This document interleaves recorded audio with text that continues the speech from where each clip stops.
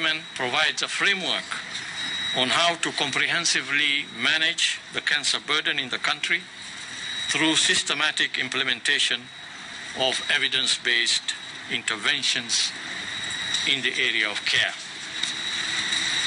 So these are two documents that we shall be launching at the end of this brief.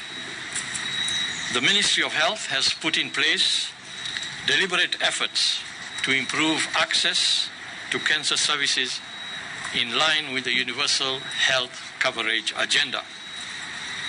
Through the Managed Equipment Services, or MES, the Ministry has availed X-ray, CT scan equipment, ultrasound, and mammography machines to the counties to boost cancer diagnosis.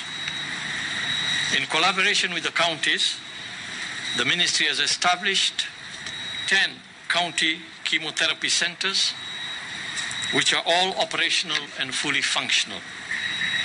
The Ministry has continued to support these centers with appropriate cancer drugs, especially during this COVID-19 pandemic period, to ensure continued service delivery. This means that basic cancer care can now be accessed at a nearby county health facility.